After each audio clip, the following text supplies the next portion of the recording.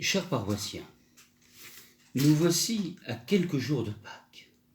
C'est l'ultime semaine pour se préparer à recevoir le mystère de la passion, de la mort et de la résurrection du Christ, le mystère de notre salut et finalement le mystère de notre avenir.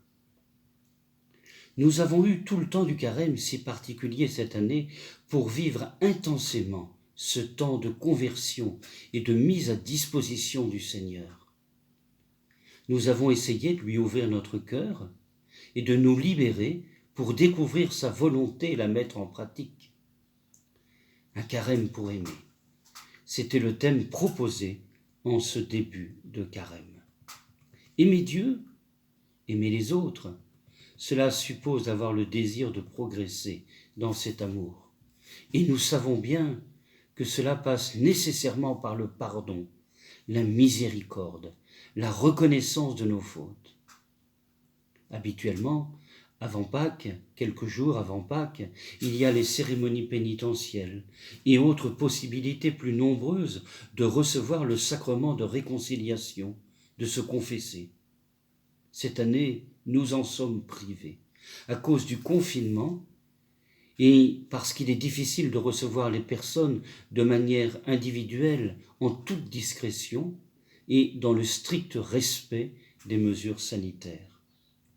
Et pourtant, reconnaître ses fautes, s'engager à n'y plus revenir et à les réparer nos fautes, demander le pardon et le recevoir, cela est nécessaire et tellement indispensable pour notre vie.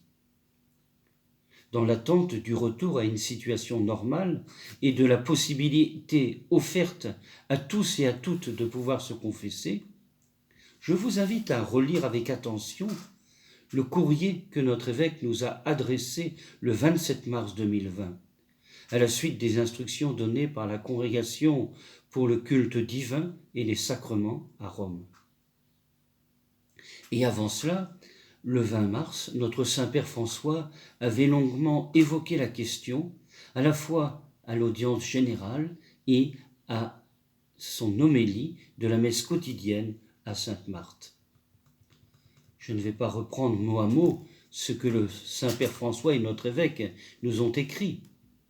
Je veux simplement vous les laisser méditer personnellement, ces textes si forts et si précieux. Ils sont à disposition sur notre site paroissial, paroissedine.fr, dans l'onglet « Les messages de Monseigneur No pendant la pandémie du coronavirus ». Dans notre paroisse, pour mettre en pratique ces enseignements, et bien conscient que la confession est depuis toujours un acte si fondamental et si essentiel de la vie chrétienne, je veux simplement vous proposer le vendredi saint prochain, 10 avril, juste avant le chemin de croix de 15 heures, un acte pénitentiel commun en vue d'une confession de désir qui sera suivie dès que possible d'une confession sacramentelle dans les conditions habituelles.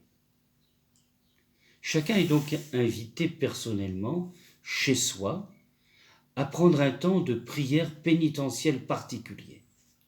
Je propose ici un modèle puisé à la fois dans les textes du Saint-Père François et de notre évêque, dans le catéchisme de l'Église catholique et dans le rituel de la pénitence et de la réconciliation.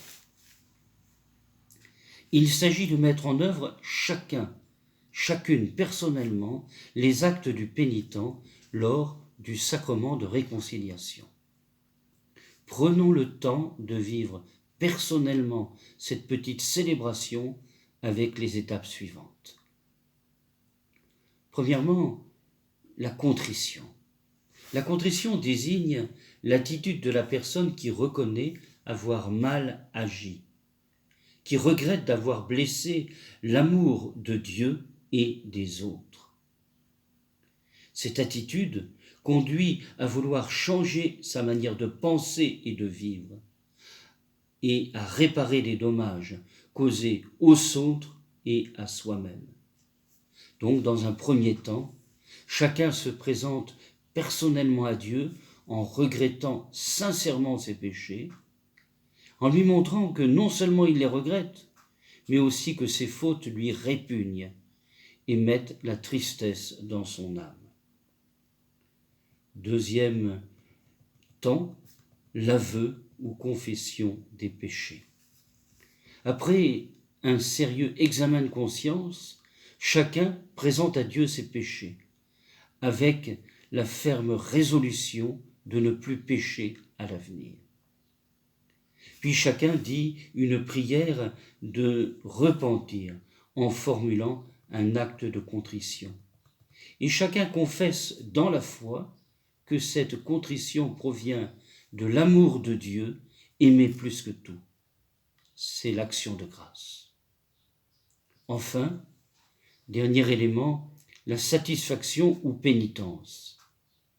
C'est l'acte symbolique, prière, bonne œuvre, habituellement proposé par le prêtre et accepté par le pénitent, acte par lequel ce dernier manifeste sa volonté de réparer, d'une certaine manière, l'offense ou la peine faite à Dieu par le péché.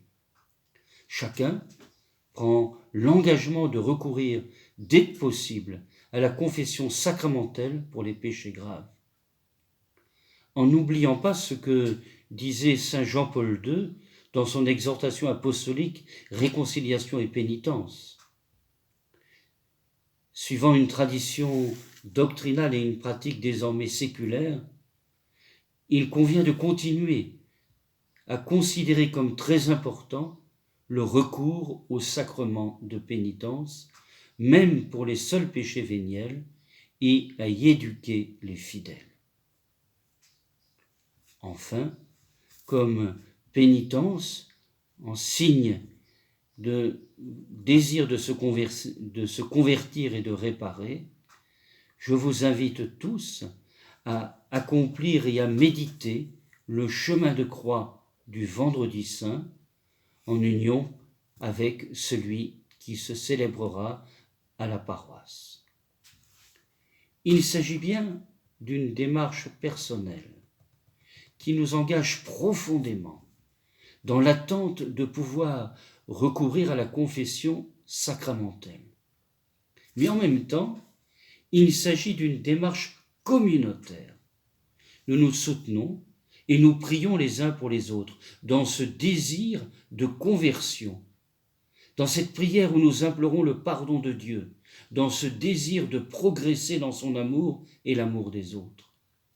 Chacun personnellement, et aussi toute la communauté paroissiale, nous pouvons accueillir beaucoup mieux la grâce de Pâques, et elle pourra porter en nous de grands fruits. Que cet acte personnel et communautaire de pénitence nous remplisse d'une grande joie. Joie de l'enfant prodigue qui revient vers son Père. Joie du pécheur accueilli par Dieu. Joie de celui qui s'avance vers la lumière. Joie de celui qui contemple davantage la miséricorde de Dieu et son amour. Joie de celui qui se sait réconcilié. Bonne et sainte montée vers Pâques, bon courage à chacune et à chacun.